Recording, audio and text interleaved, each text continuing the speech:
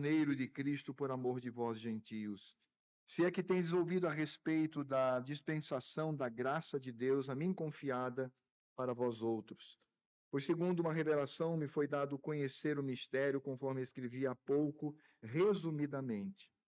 Porque quando ledes, podeis compreender o meu discernimento do mistério de Cristo, o qual em outras gerações não foi dado a conhecer aos filhos dos homens, como agora foi revelado aos seus santos apóstolos e profetas no Espírito, a saber que os gentios são co-herdeiros, membros do mesmo corpo e coparticipantes da promessa em Cristo Jesus por meio do Evangelho, do qual fui constituído ministro conforme o dom da graça de Deus, a mim concedida segundo a força operante do seu poder.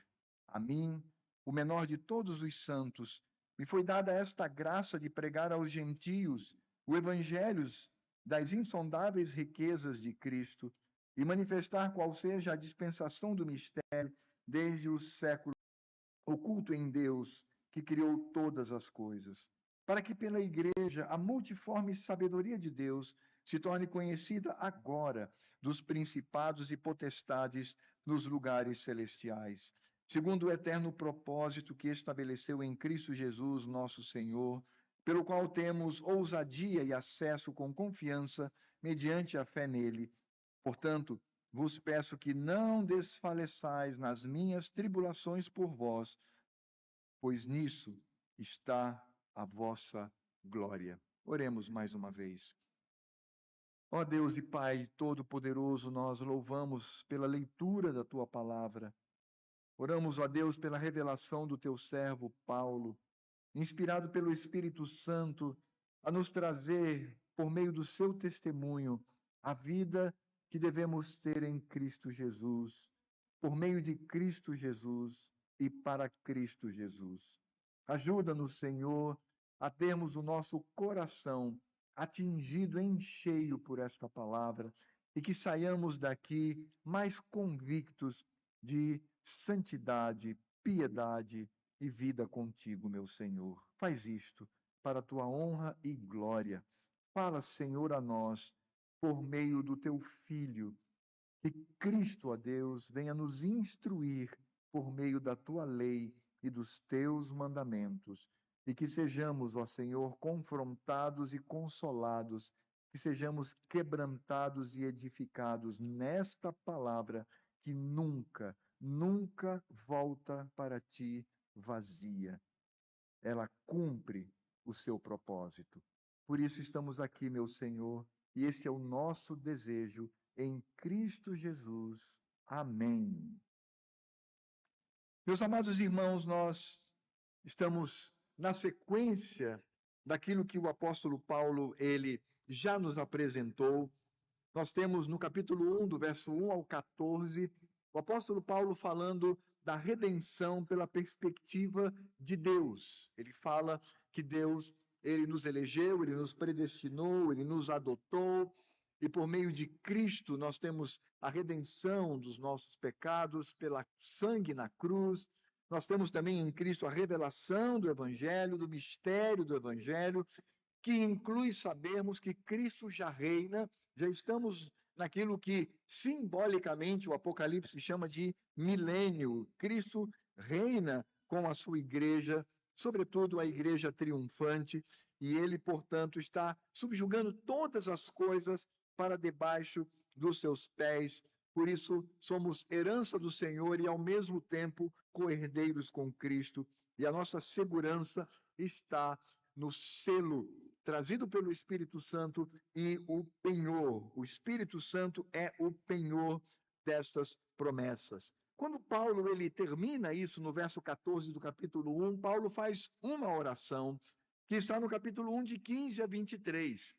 E depois de Paulo revelar a salvação pela perspectiva divina, ele vai rogar para que a igreja ela obtenha espírito de sabedoria, obtenha espírito de revelação no pleno conhecimento.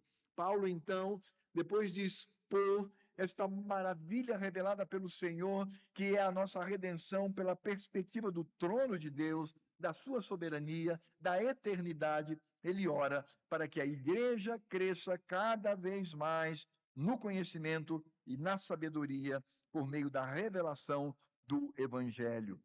Depois, então, quando o apóstolo Paulo faz esta oração, no capítulo 2, de 1 a 10, nós temos a redenção pela perspectiva do eleito, pela nossa perspectiva. É onde nós encontramos que somos salvos pela graça mediante a fé. Isso não vem de nós, é dom do Senhor Deus, não de obras para que ninguém se glorie.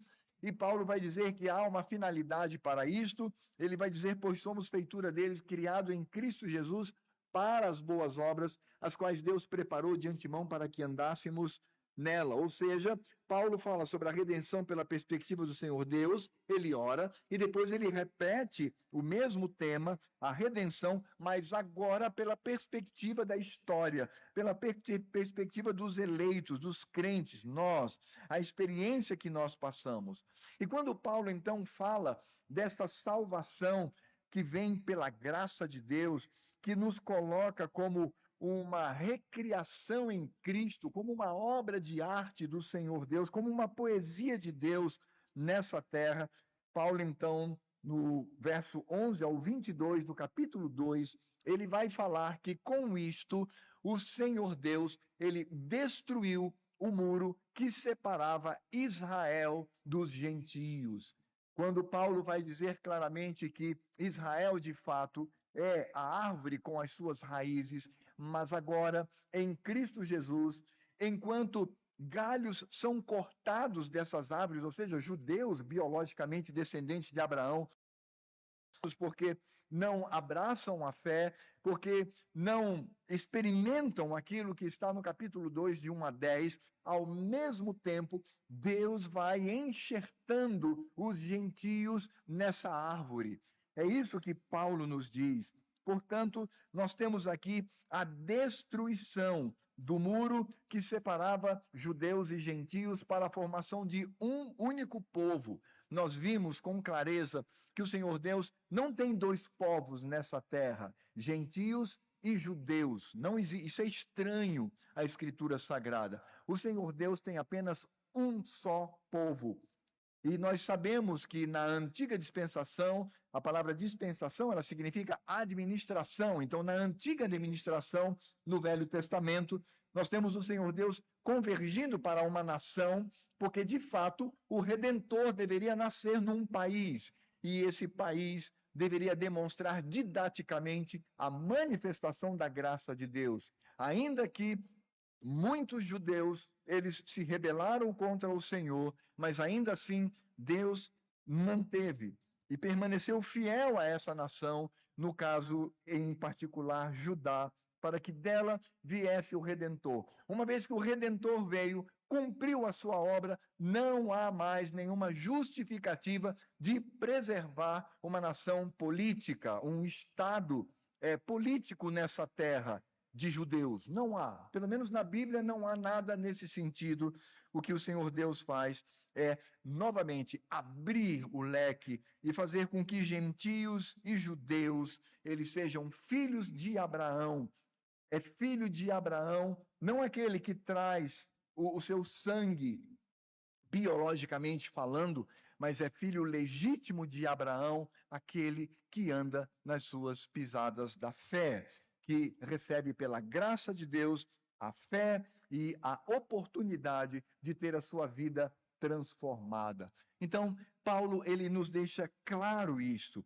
Há apenas um só povo, é o Israel de Deus, são os judeus de Deus, são os descendentes de Abraão, é a igreja, essa mesma igreja que está presente no Velho Testamento, quando o Senhor Deus traz a sua revelação progressiva, desde Adão e Eva até a plenitude dos tempos, quando o Senhor Deus revela, de fato, quem é o Redentor, e é Cristo Jesus. Então, quando Paulo ele encerra este ensino sobre a salvação pela graça e a destruição do muro que separava judeus e gentios, agora ele vai demonstrar a sua vocação.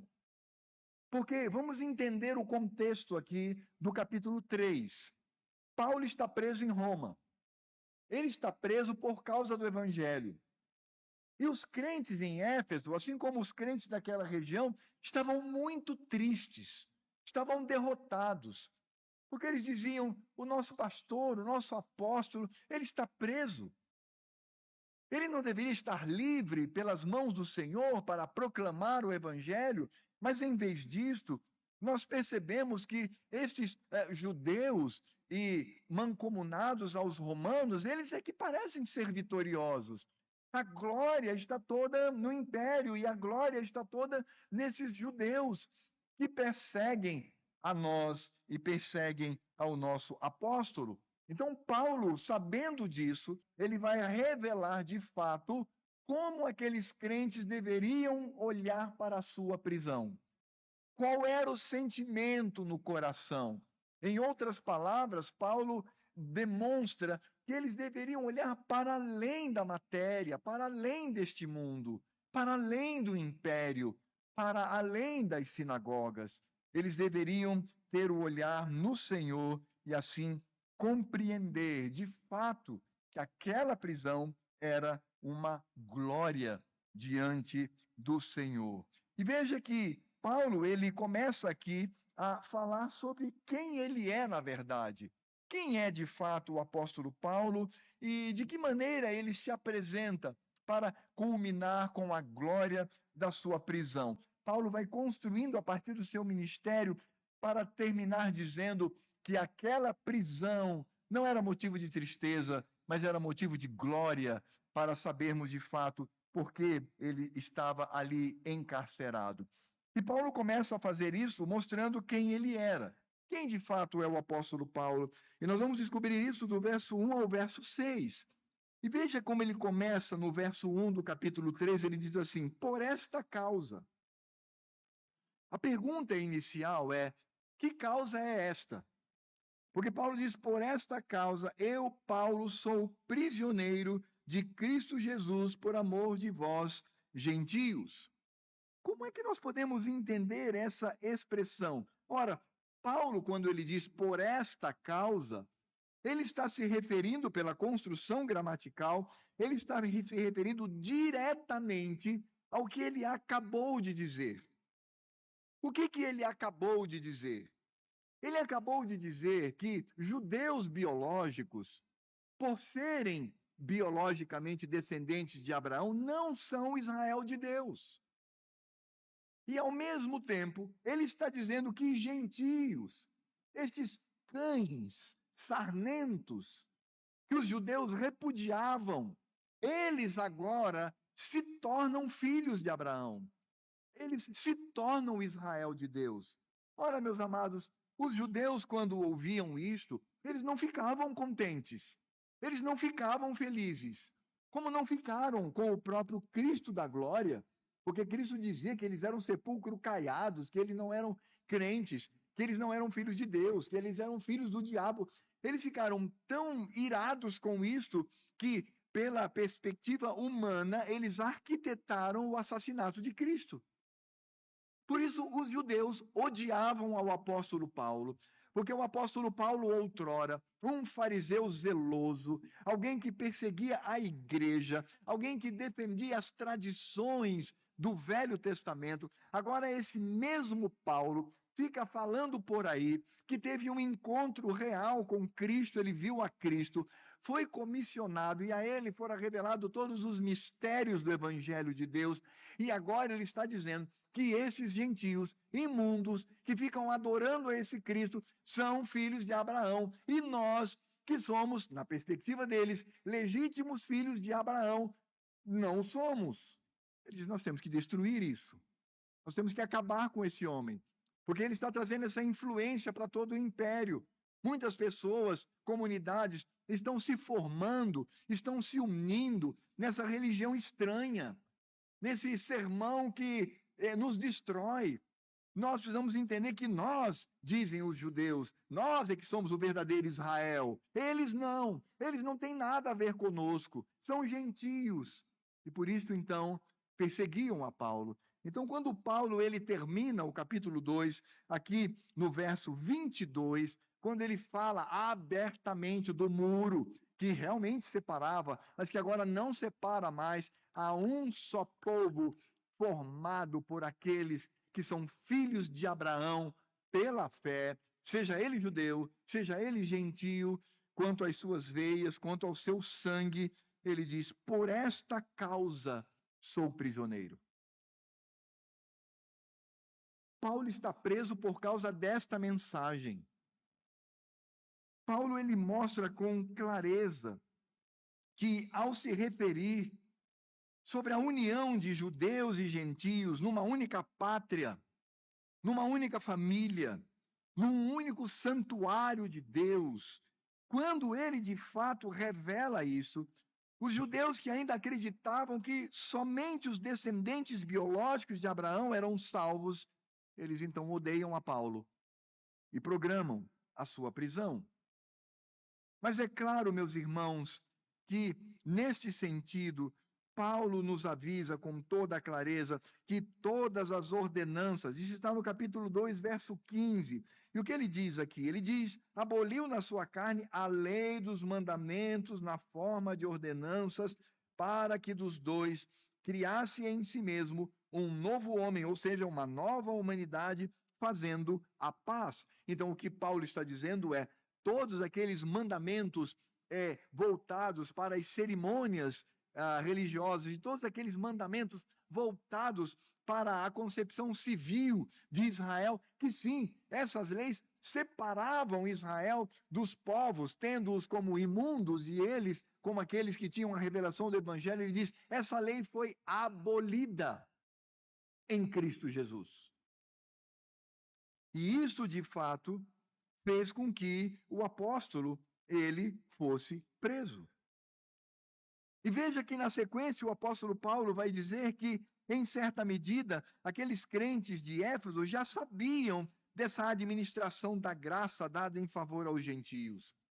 Em outras palavras, o que Paulo está dizendo é: muitos aí não me conhecem, e certamente Paulo já há alguns anos havia passado em Éfeso, e depois então, quando ele sai, muitas pessoas se converteram e só ouviram falar do apóstolo Paulo, não o conheciam pessoalmente, mas eles, de alguma maneira, já sabiam que o apóstolo Paulo fora aquele separado para administrar a graça em favor dos gentios. Ele foi o principal convocado por Deus para pregar ao Império Romano. E é claro que, nesse sentido, pregar o quê? Ele mesmo vai dizer no verso 3, o mistério revelado, já descrito, resumidamente acima. É isso que ele diz. Acompanhe comigo no capítulo 3. No 2, ele diz assim no verso: se é que tendes ouvido a respeito da dispensação, ou seja, a administração da graça de Deus, a mim confiada para vós outros. Verso 3, pois, segundo uma revelação, me foi dado conhecer o mistério conforme escrevi há pouco, resumidamente, o que eu escrevi acima. Que só existe um Israel. Que só existe um povo formado pelos filhos de Abraão. É isso que ele está dizendo. O que ele está se referindo aqui é que esse mistério revelado é o que? É a redenção e os seus resultados, ou seja, o muro da separação fora destruído pelo poder do Cordeiro, destruído por Cristo, e nós formamos uma só nação. E ele diz: é por isso que eu estou preso. É por isso que me odeiam. E é claro que quando o apóstolo Paulo ele reforça essa ideia de que nós temos apenas um só povo diante dele, ele vai dizer no verso 4, a causa de tudo isto, ou aquele a quem devemos olhar, porque ele diz assim, pelo que, quando ledes, pois, podeis compreender o meu discernimento do mistério de Cristo. Quando ele fala dessa união de dois povos inimigos para formar um só povo de Deus, ele está dizendo: isto só é possível por causa do mistério de Cristo. ou seja, esse mistério revelado, descrito resumidamente acima, naquilo que de fato eu vos apresentei. E ele vai dizer: esse mistério de Cristo, e por favor, coloque isso na sua mente. Paulo está se referindo à destruição do muro que separava judeus e gentios. Inclusive, por isso ele está preso. Ele vai dizer: ora, esse mistério de Cristo, no verso 5, ele vai dizer, estava oculto no passado aos gentios. Os gentios não sabiam disto, porque havia um muro. Dentro do muro estavam os judeus. Fora do muro estavam os gentios. E toda essa revelação fora dada aos judeus. E realmente, irmãos, os judeus, embora oculto aos gentios, mas os judeus, em certa medida, já tinham lampejos desta unidade do povo de Deus. Quantos salmos nós não encontramos dizendo: louvai ao Senhor, vós gentios, vós povos de toda a terra? Isaías mesmo fala que o Senhor Deus iria habitar num templo formado por gentios e judeus. Os profetas a todo o tempo diziam: vinde vós gentios e adorai ao Senhor. Nós encontramos no Velho Testamento o próprio chamado de Abraão. O Senhor Deus diz que Abraão teria um descendente, e neste descendente todas as nações da terra seriam bem-aventuradas. Essa revelação, irmão, só era dada aos judeus. Não era dada aos povos gentios. Os judeus não quiseram entender, essa é a verdade. Por causa da arrogância, do orgulho, mas fora dado a eles. Ora, o Senhor Deus, em todo o tempo, testificando de Cristo no Velho Testamento, já estava demonstrando sinais de que, de fato, toda a terra viria para adorar ao Senhor como filhos adotados em Cristo Jesus. E é por isso, então, que o apóstolo Paulo fala: isso no passado, ó gentios, estava oculto a vocês, mas ele vai dizer: mas agora foi revelado por meio dos apóstolos e profetas no Espírito Santo. Quando Paulo usa aqui a expressão apóstolos e profetas, ele está falando da sua época, ele não está falando dos profetas do Velho Testamento, ele está falando dos profetas que estão ao lado dos profetas, dos apóstolos. Porque, de fato, na época do apóstolo Paulo, era a época da revelação da palavra de Deus. E Deus revelava isso aos apóstolos, e os apóstolos eram o grande filtro para essa mensagem, mas outros irmãos também receberam, como no caso de Tiago, como no caso de Marcos, pessoas que não estavam diretamente ligados ao apostolado, mas que, sob a autoridade dos apóstolos, receberam esta revelação. Em outras palavras, Paulo diz: sim, estava oculto a vocês, lá no Velho Testamento, mas agora Deus revelou a vocês quem vocês são, como nós somos, que povo é este que agora cresce pela pregação do Evangelho. E aí Paulo vai dizer: e o que é esta pregação? Qual é o conteúdo? Dê uma olhada no verso 6. Ele diz assim: a saber que os gentios são co-herdeiros, membros do mesmo corpo e coparticipantes da promessa em Cristo Jesus por meio do Evangelho. O que eu quero dizer, meus amados irmãos, é que o capítulo 3, de 1 a 13, na oração de Paulo, Paulo está reforçando, a partir do seu ministério, porque aquela igreja estava muito triste por causa da sua prisão. Paulo está mostrando, a partir do seu ministério, toda a revelação do Senhor. E qual é a revelação que nós encontramos aqui? Mais uma vez eu repito, porque ele repetiu. Deus só tem um povo, formados, como nós vemos aqui no verso 6, formados por aqueles que são co-herdeiros, membros do mesmo corpo e participantes das promessas em Cristo Jesus por meio do Evangelho. É por isso, irmãos, que quando nós olhamos um ensino contrário a isto, quando nós olhamos um ensino que reconstrói o muro, é estranho. É no mínimo estranho. Porque eu insisto, e eu quero que você guarde isso no seu coração, não por mim, longe de mim, mas pelo próprio Evangelho. Deus não possui dois povos. Nem dois tipos de administração redentiva. Ele possui apenas um só povo. E que povo é esse? São os filhos de Abraão. Por isso, ao falar sobre isso, o apóstolo Paulo vai dizer que toda esta revelação do Evangelho e todo esse evento que nos torna co-herdeiros, formam-nos como um só corpo e coparticipantes das promessas. E que promessas são essas em Cristo Jesus? São as promessas que estão no Velho Testamento. Elas nos alcançam. Elas não são específicas hoje a um país, a um estado político lá na Palestina. Ela se destina ao povo de Deus que está espalhado por toda esta terra. É isso que, de fato, Paulo está dizendo. E é claro, ele vai dizer tudo isso por meio de Cristo Jesus.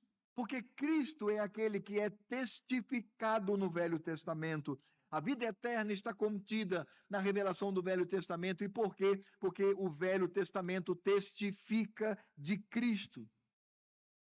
Ora, meus irmãos, tudo é por meio de Cristo, porque ele é o descendente de Abraão. Ele é aquele em quem todas as nações da terra seriam abençoadas, seriam agregadas, seriam enxertadas nesta árvore, cuja raiz é profunda pela obra do Senhor. E é óbvio que tudo isto é revelado no Velho Testamento, a partir dos Salmos, a partir dos profetas, a partir das narrativas, a partir de todo o Velho Testamento, que testifica diretamente de Cristo. Ele mesmo disse isso. Examinai as Escrituras. Cristo, quando disse isso, não havia uma frase sequer do Novo Testamento já escrito. Não havia nada do Novo Testamento. E Cristo diz assim: examinai as Escrituras. Então, que Escritura é essa? Se não tem ainda um Novo Testamento, que daria sequência, ele está naquele momento se referindo ao Velho Testamento. Ele diz: examinai as Escrituras, porque julgais ter nelas a vida eterna. E são elas mesmas que testificam de mim. Paulo, ele não está contrariando a Cristo, mas ele está mostrando que Cristo é o centro de todas as coisas. E por isso Paulo, então, quando ele fala quem ele é, nesta atuação como um servo de Deus, quando ele se coloca como aquele que, de fato, serve ao Senhor e está preso por causa desta mensagem bendita, ele vai dizer: tudo é por meio de Cristo. E eu não abro mão, é o que Paulo indiretamente está dizendo, eu não abro mão de nada do que eu disse, de nada que eu preguei, de nada que eu escrevi até aqui nessa carta. Estou preso, porque os judeus que não são filhos de Abraão estão cheios de ódio por mim. Mas eu ratifico aquilo que falei. E quando Paulo, então, ele fala acerca de quem ele era e a situação em que ele vive, ele vai mostrar também um pouco do seu ministério. Ele vai mostrar a partir do verso 7 até o verso 9 como que esse ministério ocorre. E é por isso que no verso 7 ele diz: do qual fui constituído ministro, conforme o dom da graça de Deus em mim concedida, segundo a força operante do seu poder. A palavra traduzida por ministro, no Novo Testamento, no original, a palavra é diácono. Ele está dizendo que foi instituído um diácono. Ué, mas então quer dizer que Paulo tinha dois ofícios? Ele tinha o ofício do apostolado e, ao mesmo tempo, o ofício do diaconato? Não é isso que Paulo está dizendo. Paulo não está usando a expressão diácono aqui como ofício. Paulo está usando aqui a expressão diácono como servo, porque a palavra diáconos é exatamente isso, aquele que serve. E ele então se coloca como ministro. É interessante porque hoje muitas pessoas ficam tão vaidosas, não é? Ah, fulano é ministro do evangelho, e então ele acha que isso é um título, né? Como se fosse um título honorário, como se ele fosse acima de todas as pessoas. Não, mas a palavra ministro vem da palavra diácono, vem da palavra servo, vem da palavra servente. E Paulo, de fato, ele reconhece isto. Ele vai dizer: eu fui escolhido como um pequenino servo conforme a graça e a força do poder de Deus. Em outras palavras, Paulo diz assim: de fato, pelo que eu era, pelo ódio que eu tinha pela igreja, pelo ódio que eu tinha por Cristo, pelo ódio que eu tinha por esta pregação, só a graça e a força do poder de Deus para transformar o meu coração, para transformar o meu interior. E aí então, quando ele diz no verso 8, esse poder e essa graça foram concedidas a mim, ele diz, a mim, o menor de todos os santos. Me foi dada essa graça de pregar aos gentios o evangelho das insondáveis riquezas de Deus. Você sabe que o nome original de Paulo é Saulo. Saulo é Saul. É porque quando você traz do hebraico para o grego, eles colocam ali uma letra a mais. Então, Saul se tornou Saulo, mas ele era Saul. E por que ele mudou para Paulo? Muitas pessoas pensam assim: é porque Saul era um nome muito judaico, e como ele queria ganhar, não é, o prestígio dos gentios, então ele pegou um nome que soa quase igual, né? Saulo, Paulo, então ele só mudou uma letrinha e aí está tudo resolvido. Não, não é isso não, meus irmãos. O pessoal aí do Classic Conversation vão gostar agora. Existe uma expressão na língua latina que simboliza ser pequeno, ser mínimo. Essa expressão é Paulus. Paulus, em latim, significa pequeno, menor.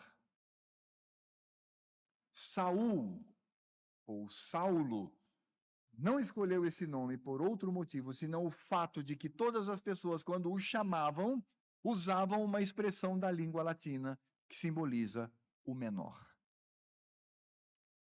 Por isso, o que Paulo está dizendo aqui, eu, o menor, ele não está aqui apenas apresentando uma falsa modéstia, mas ele está apresentando algo que Deus estava revelando ao seu coração. Ele estava vivendo aquilo que João Batista já conhecia quando ele expressou, dizendo: importa que eu diminua e Cristo cresça. Paulo, ele passou por muitos momentos da vida dele. No início do seu ministério, ele afirmou lá em 1 Coríntios, capítulo 15, verso 9, que ele era o menor dos apóstolos. Ele disse: vocês são menos apóstolos, eu nem sou digno de ser chamado apóstolo, porque eu nasci fora de tempo. Ele reconhecia os 12 apóstolos instituídos pelo Senhor, e ele era alguém fora, ele era alguém como um aborto, como um nascimento extemporâneo, alguma coisa nesse sentido. Então ele vai dizer: olha, vocês estão vendo os apóstolos, eu sou o menor deles. Mas aqui em Efésios capítulo 3, verso 8, Paulo preso em Roma, ele não diz eu sou o menor dos apóstolos. Agora ele vai dizer o seguinte: eu sou o menor dentre todos os crentes. Você consegue entender a existência de todos os crentes em Cristo Jesus? Consigo, Paulo. Pois é, de todos eles, eu sou o Paulus. Eu sou o menor. E quando ele está prestes a morrer, quando ele está prestes a ser sacrificado, martirizado por causa do Evangelho, ao passar as suas instruções para o jovem pastor Timóteo, na sua primeira epístola, no capítulo 15 e no capítulo 16, ele tem uma expressão que demonstra claramente a sua maturidade quanto ao reconhecimento de quem ele é diante do Senhor. No capítulo 1, no verso 15 e 16, ele diz assim: fiel é a palavra, digna de toda aceitação, que Cristo veio ao mundo para salvar os pecadores.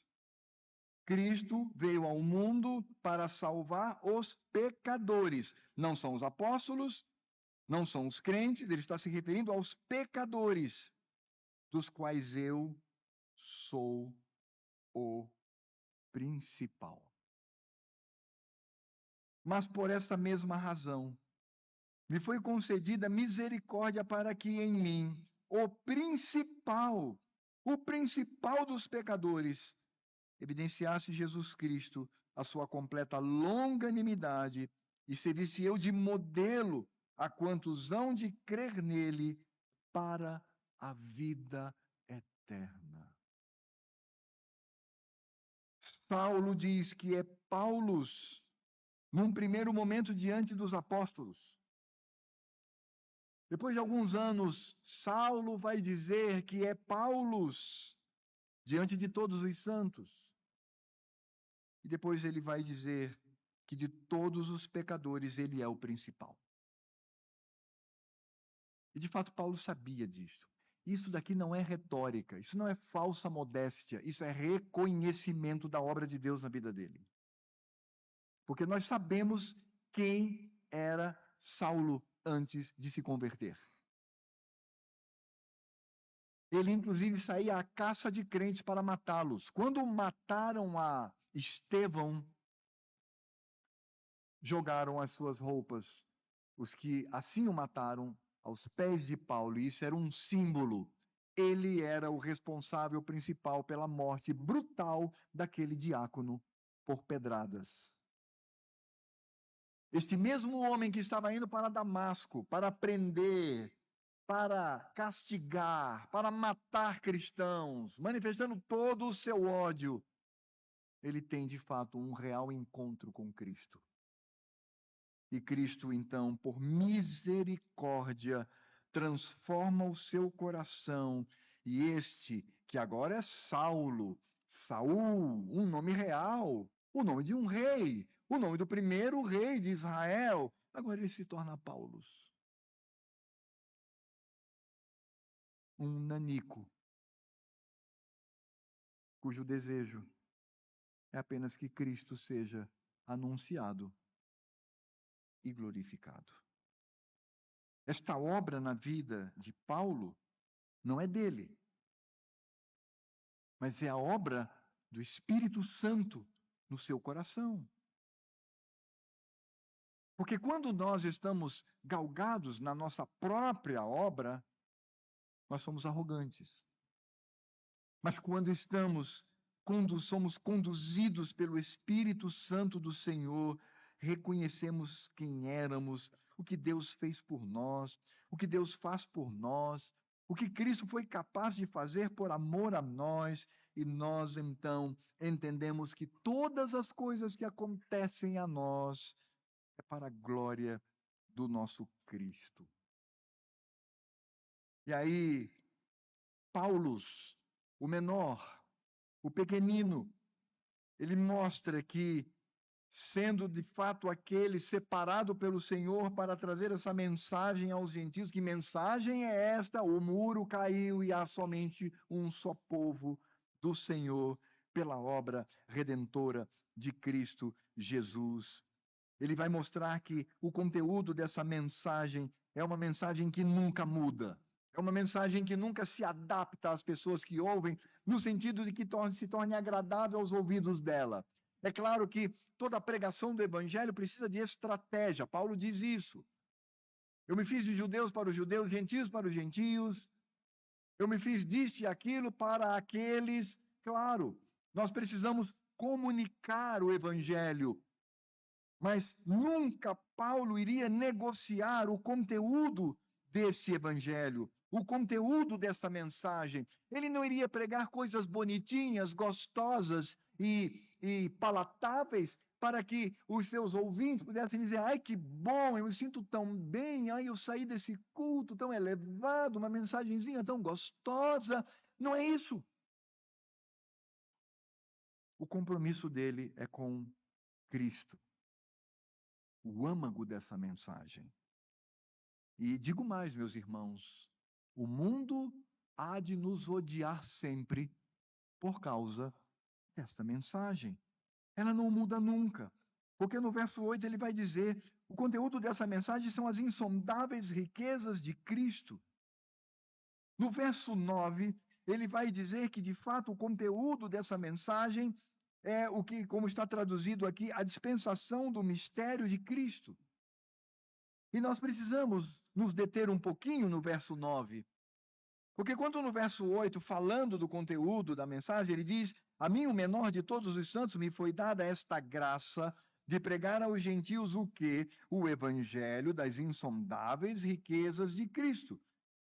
Na sequência, ele diz no verso 9, e manifestar qual seja a dispensação do mistério desde os séculos oculto em Deus que criou todas as coisas.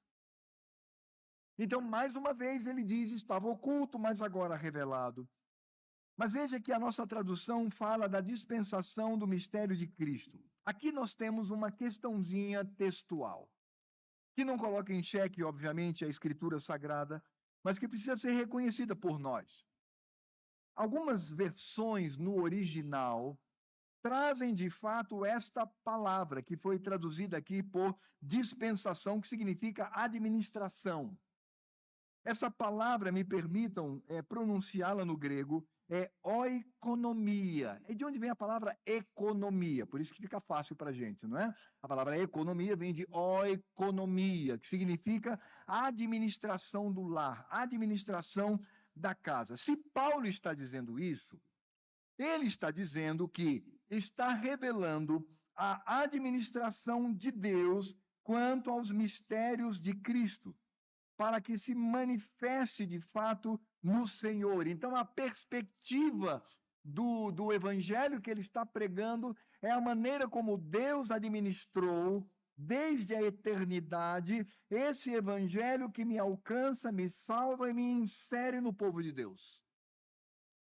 Mas existem outras versões no original que não trazem a palavra oikonomia, mas elas trazem uma palavra muito próxima, que é koinonia.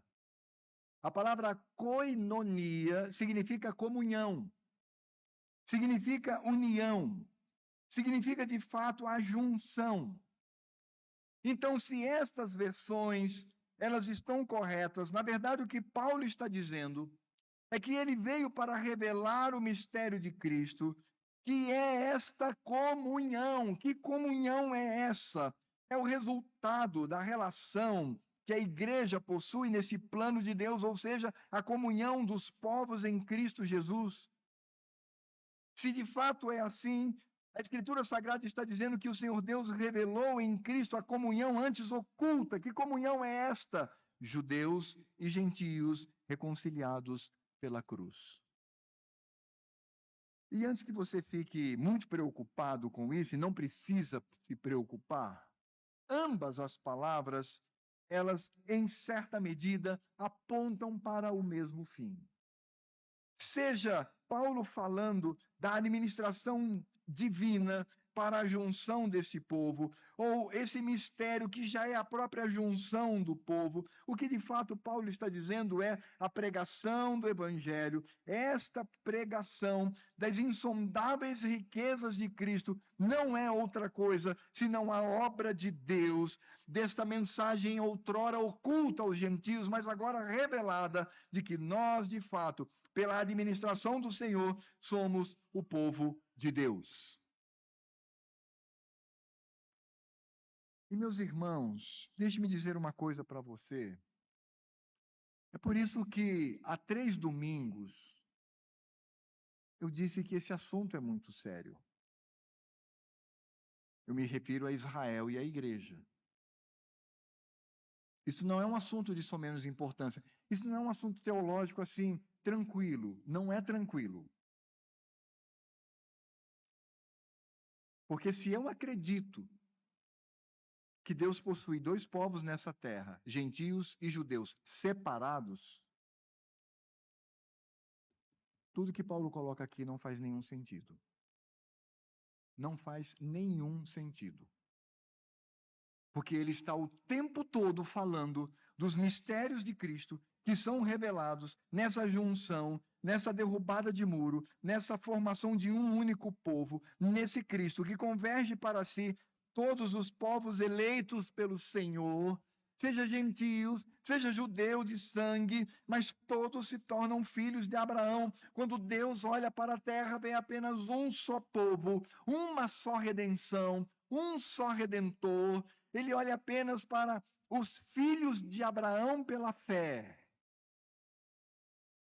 Isto não é um aspecto de só menos importância do ponto de vista teológico, isso é fulcral. Isto é central. Porque aí nós fazemos a seguinte pergunta: qual é o conteúdo do evangelho pregado por Paulo e por que ele é odiado pelos judeus? Essa resposta faz muita diferença. E é por isso que nós encontramos aqui, de fato, Paulo demonstrando com toda clareza a obra do Senhor. Toda esta mensagem que Paulo se preocupa em mostrar que a igreja de Cristo é una, que a igreja de Cristo é formada por um só povo, na junção de judeus e gentios, numa única nação, numa única família, num único templo. E aí, quando nós olhamos para o que Paulo coloca como conteúdo dessa mensagem, qual seria então o objetivo dessa mensagem? Qual é o objetivo final da parte de Deus? Por que essa mensagem é tão importante? Por que esse tema não é de só menos importância?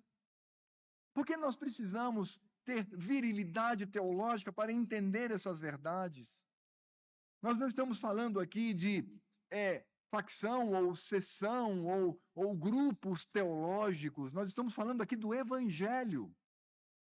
Nós estamos falando aqui não de uma preferência teológica. Nós estamos falando aqui de um ramo doutrinário. Nós estamos falando aqui, neste momento, expondo o livro de Efésios, que é um livro que trata da igreja de Cristo. Nós estamos falando de algo que é extremamente importante, grave e necessário para a nossa compreensão. Porque Paulo está dizendo o conteúdo da mensagem, o resultado dessa mensagem e porque ele está preso por causa desta mensagem. Nós precisamos descansar o nosso coração, sabendo que quando nós morremos, nós vamos para o seio de nosso pai Abraão, conforme Cristo nos revelou. E olhando para tudo isso, perguntaríamos: qual é o objetivo, então, dessa mensagem do apóstolo Paulo? Ora, isso está revelado dos versos 10 ao verso 12. Ele diz assim: para que, pela igreja, a multiforme sabedoria de Deus se torne conhecida agora dos principados e potestades nos lugares celestiais, segundo o eterno propósito que estabeleceu em Cristo Jesus, nosso Senhor, pelo qual temos ousadia e acesso com confiança, mediante a fé nele. 3 objetivos. Em outras palavras, perguntamos assim: ok, Paulo, eu entendi o conteúdo da mensagem, por que você está preso, entendemos o ódio dos judeus contra você, entendemos o quão importante é olhar para o conteúdo do Evangelho, o mistério de Cristo revelado hoje, outrora oculto aos gentios, mas qual é o objetivo dessa mensagem? Paulo vai dizer, em primeiro lugar, o objetivo dessa mensagem é para testemunho. É o que nós encontramos aqui. Paulo vai dizer que a igreja, ela demonstra aos anjos a multiforme sabedoria de Deus. Sabe o que Paulo está dizendo aqui? Paulo está dizendo que a igreja não anuncia apenas para os povos. Paulo está dizendo que nós anunciamos aos anjos. É isso mesmo que você ouviu. Aos anjos. Porque quem sabe os anjos não tenham tanta compreensão do que é a graça de Deus. Quem sabe é apenas suposição. Eles dizem assim, como é que aqueles anjos que caíram em pecado e hoje se tornaram demônios, não possuem esperança nenhuma, mas os seres humanos que também pecaram, mas agora são resgatados pelo Senhor. O Senhor Deus demonstra que nós somos a igreja, somos o testemunho, somos o ensino, somos a pregação deste evangelho aos anjos. Porque a igreja não é uma mera instituição humana, mas ela está presente nas regiões celestes em Cristo Jesus. Você já parou para pensar que você mesmo é aquele que, como igreja, demonstra aos anjos a multiforme sabedoria de Deus? Os anjos olham para você, para mim, para nós e dizem: ah, agora eu estou entendendo. Estou entendendo a sabedoria do Senhor, essa multiforme, ou seja, essa maneira tão rica do Senhor demonstrar a beleza da sabedoria na sua própria igreja. E o que os anjos passam a entender? Que antes da fundação do mundo, Deus assim determinou, que Deus aplica isso na história pela vinda de Cristo, que Deus, de fato, na história de cada vida de um eleito, ele atinge o seu objetivo. E de que a igreja de Cristo, ela nunca será destruída nessa terra, nunca. Ela permanecerá e sempre será o arauto do Senhor, não apenas a demônios, não apenas a seres humanos, mas também aos anjos que habitam com o Senhor. Você já parou para pensar nisso? Aliás, meus irmãos, meu irmão, minha irmã, você sabia disso? Veja a posição que o Senhor Deus nos coloca. Somos a resposta a todo o corpo angelical para que eles entendam a sabedoria tão rica, tão multiforme do nosso Deus.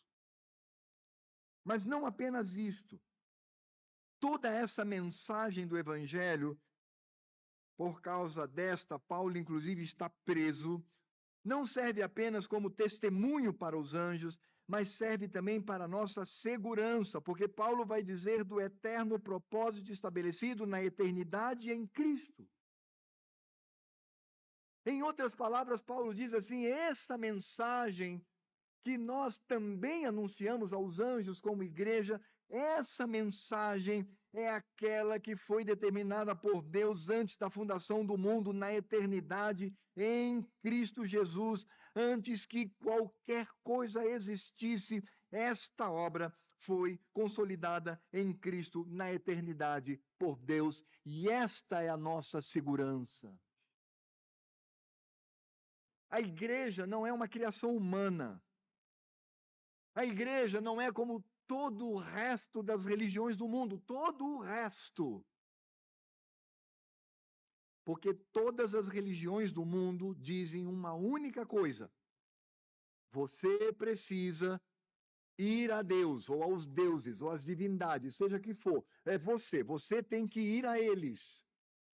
Você tem que ter uma série de exercícios espirituais para que você possa ir ao encontro das divindades, ou de Deus.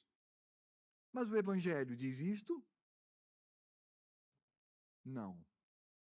O Evangelho diz: você não é capaz, de forma nenhuma, de se aproximar de Deus. Mas Ele, por amor, se aproximou de você. Esta é a nossa segurança. Porque não somos como aqueles que pegam um ônibus lotado. Você já viu isso? Eu até já vivenciei isso. Você está atrasado. Boa Vista talvez não aconteça isso, mas em cidade grande você está atrasado, o ônibus está lotado. Não tem nem como você entrar. E você se atraca aqui na porta pelo lado de fora e o outro fica tentando se segurar de qualquer jeito para se manter ali. Eu já passei por muito disto. Não aqui em Boa Vista, mas em outras cidades quando eu era estudante. Tem gente que olha para a salvação em Cristo dessa maneira, eu tenho que me segurar. Não é assim, porque se assim fosse, você iria cair da graça, você iria decair da salvação, porque dependeria unicamente de você.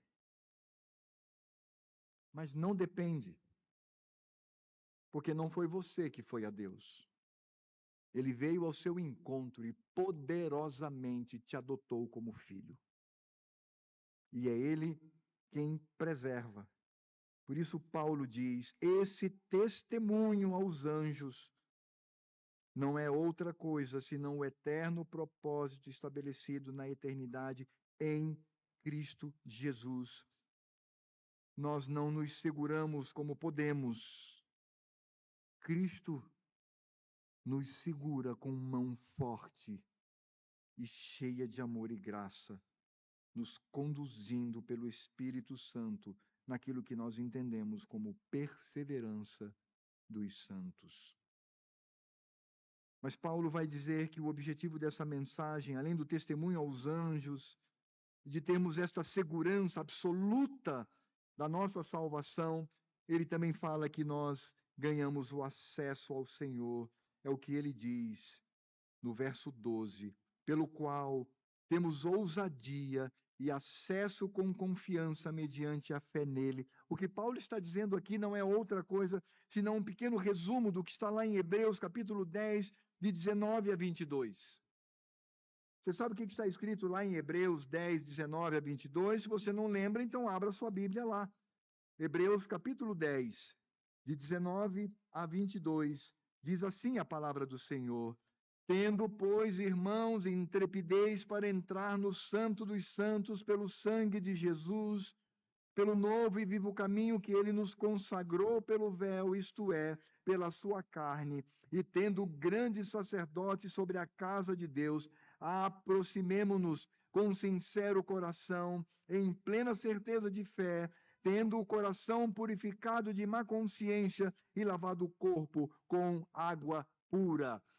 O evangelho foi pregado a nós e o anúncio, o conteúdo desse evangelho que nos alcançou, nós fomos transformados pelo poder de Deus, fomos unidos ao povo do Senhor para testemunhar aos anjos, para viver em segurança e para ter a ousadia e a confiança de ter acesso direto ao Senhor Deus. Você não precisa de ninguém, só de Cristo, e Ele te conduz a Deus. Sempre que você quiser entrar na presença do Senhor, Cristo te conduz com segurança. Eu sei que tem muitas pessoas que preferem a oração do pastor do que do outro crente, né? A gente entende isso. Isso não é errado, não é uma coisa errada, né? Olha, tem alguém, quem veio orar? Veio fulano, ciclano. Mas ontem veio o pastor. Opa, aí é beleza, né? Ok, talvez por reconhecer, né, no pastor, o líder, aquele que governa, ok, mas não pode passar disto. Porque nós não precisamos de sacerdotes que nos conduzam ao Senhor, porque já temos ao próprio Cristo. E a nossa ousadia e confiança é porque nós estamos em Cristo Jesus. A Ele confessamos os nossos pecados. Nós não confessamos os nossos pecados para sacerdotes nessa terra. Nós confessamos a Ele. Nós não precisamos de sacerdotes nessa terra para alcançar a presença do Senhor. Nós vamos direto a Ele. Por isso, Paulo usa a mesma expressão do autor de Hebreus, ousadia e confiança por meio da fé em Cristo Jesus. Nós nos achegamos ao Pai, nós estamos diante dele no seu ambiente mais íntimo e não somos consumidos pela sua ira. Sabe o que Paulo está dizendo? Paulo está dizendo esse evangelho, do qual fui separado, sendo eu um Paulus entre os santos. O conteúdo demonstra, de fato, as insondáveis riquezas de Cristo. Esse mistério, outrora oculto, mas agora revelado, deste plano da administração do Senhor Deus, ou quem sabe, desta comunhão entre dois povos inimigos, mas que agora formam um só povo diante do Senhor. O objetivo dessa mensagem, diz Paulo, é para que testemunhemos, para que tenhamos segurança e para que tenhamos acesso ao nosso Deus com segurança. E aí, quando Paulo fala sobre tudo isto, ele encerra a sua oração da maneira como ele começou. No verso 1 do capítulo 3, ele diz: por esta causa, a mensagem logo acima, eu, Paulo, sou prisioneiro de Cristo Jesus, por amor de vós. E aí, depois dele falar de todo o seu ministério, do conteúdo desta mensagem gloriosa, dessa mensagem eterna, dessa mensagem que o mundo não conhece, desse mistério a nós revelado, de algo tão maravilhoso, pela manifestação da graça do Senhor, ele diz no verso 13 para aqueles irmãos em Éfeso: portanto vos peço que não desfaleçais nas minhas tribulações por vós, pois nisto está a vossa glória. O que Paulo está dizendo é: meus irmãos, parem de ficar aí cabisbaixos, parem de ficar chorando, parem de ficar pelos cantos, dizendo: Paulo está preso, o nosso apóstolo está sofrendo, está levando chibatadas, está com os pés no tronco. Ele diz: parem com isto, porque esta prisão é resultado desta obra que está sendo espalhada pelo mundo. E eu digo a vocês, que bênção é ser preso por ser alguém que manifesta esta obra. E nós sabemos, porque Paulo não fala isto aqui, mas aos Filipenses ele nos dá esta indicação de que o Senhor Deus permitiu que ele estivesse preso para que os da casa de César também ouvissem a maravilha do Evangelho agora revelado aos gentios. O que Paulo está dizendo é: vocês não devem ficar tristes, vocês devem dar glória a Deus. Glória a Deus, porque o nosso apóstolo está preso, não porque ele é ladrão, não porque ele é corrupto, não porque ele é fanfarrão, não porque ele é desordeiro, não porque ele é bandido, não porque ele é facínora, não. O nosso apóstolo está preso por causa desta mensagem gloriosa. E onde quer que ele esteja, e onde quer que nós estejamos, nós haveremos de anunciar essa mensagem, começando aos anjos e culminando entre os homens. Isso nos mostra, meus amados irmãos, que o crente não é aquele que vive baratinado nessa terra, não sabendo de onde vem, para onde vai, o que está fazendo. O crente sabe que mesmo em momentos difíceis, momentos de perseguição, momentos de sofrimento, nós temos a visão geral da obra de Deus na nossa vida. Porque Deus também nos amadurece por meio do sofrimento. Ou você não acredita no texto que diz: todas as coisas. E eu vou acrescentar, isso não foi Paulo, agora sou eu quem está dizendo. E todas as coisas é tudo. Desde uma herança que você não esperava receber, a morte de um ente querido, ou uma doença incurável, todas as coisas cooperam para o bem daqueles que amam a Deus, daqueles que são chamados segundo o seu propósito. E, meus amados, qual é a aplicação que nós podemos trazer aqui? Eu quero trazer 4 rápidas aplicações para a nossa vida, para meditarmos ao longo desta semana com a maravilha dessa mensagem e a nossa responsabilidade como igreja. Em primeiro lugar, meus amados, devemos nos lembrar que nós, como crentes, sabemos de todo o plano de Deus na história, algo que o ímpio desconhece e rejeita. Mas você conhece. E você ama esse evangelho. Porque nós somos povo de Deus. Nós não somos povo misturado com os ímpios. Somos povo do Senhor. E isso deve gerar em nós uma grande alegria, uma grande confiança, porque aprove ao Senhor Deus revelar esse evangelho a nós. O que está acontecendo aqui nesta noite, nesse exato momento, é o Senhor Deus ratificando a revelação do seu evangelho para a sua igreja, que somos nós, para o seu povo, que somos nós. Ele nos revelou. O que você pensa acerca deste livrinho? O que você pensa acerca destas escrituras? Você acha que ela existe apenas para dar emprego a pastor, para que ele pregue, e dar emprego a professor de seminário, para que ensine teologia? Não! Aqui está a revelação de Deus para você. E não é só o Novo Testamento. Por isso eu acho muito estranho esse negócio de você só imprimir Novo Testamento e deixar o Velho. Qual é o objetivo disso? Não, é toda a Escritura. Toda a Escritura, ela fala de Cristo Jesus. Por isso, em segundo lugar, nós também precisamos entender que devemos conhecer as Escrituras para conhecer ao Senhor Deus e nos aprofundar no seu eterno plano de redenção. Essa é a segunda oração de Paulo, não é a primeira oração de Paulo, não essa que é a segunda, mas a primeira ele diz: Pai, abre o entendimento da tua igreja para que conheça as tuas verdades. Nós precisamos conhecer as Escrituras, nós precisamos conhecer a doutrina expressa na palavra de Deus para conhecer mais e mais ao Senhor. Porque quando nós não conhecemos doutrina, vemos as aberrações que são feitas em nome do Evangelho por grupos que se denominam como igreja, mas não são. Porque não conhecem o Evangelho, não conhecem a doutrina revelada pelo Senhor. Por isso, Paulo, não aqui, mas antes, ora para que o Senhor Deus abra o entendimento deste povo. Em terceiro lugar, os crentes, meus amados irmãos, sabem que há apenas um só povo de Deus que reúne judeus e gentios numa única nação, num único povo, numa única família, num único templo onde ele habita.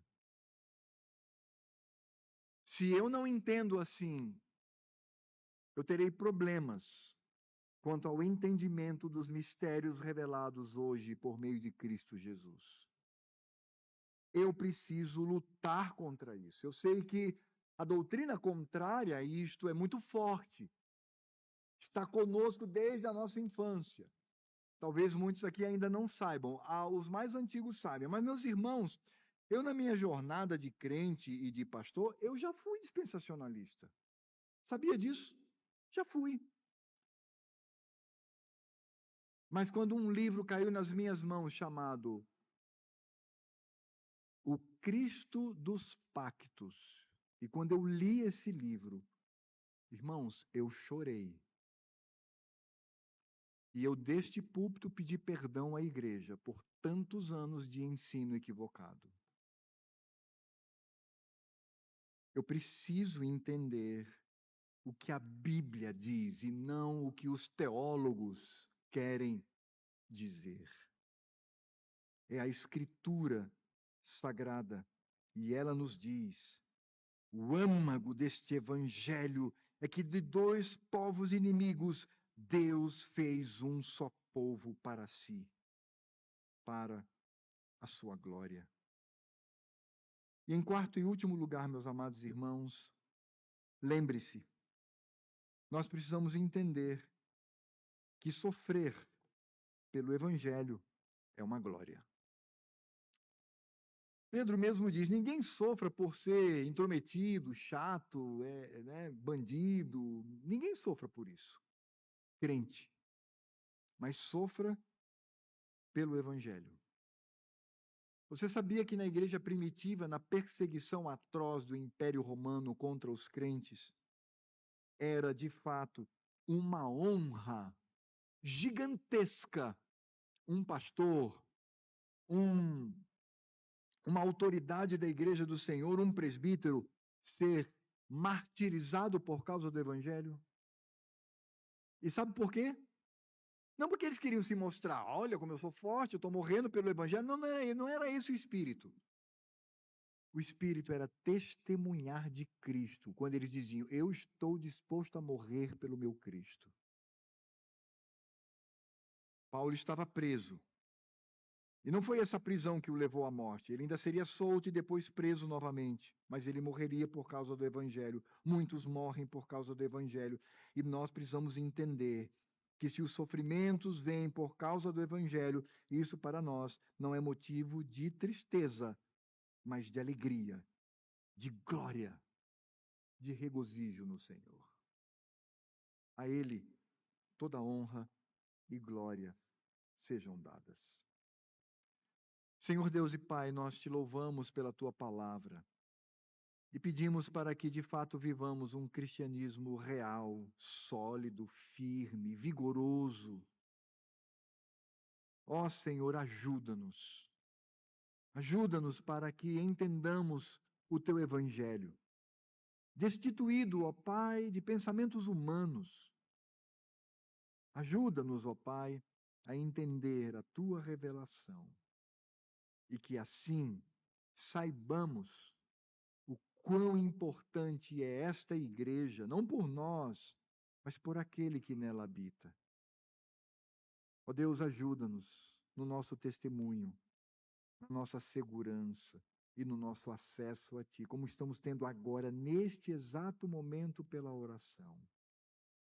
Porque o que nós fazemos é por meio de Cristo, para a Tua glória. Ser glorificado, meu Senhor.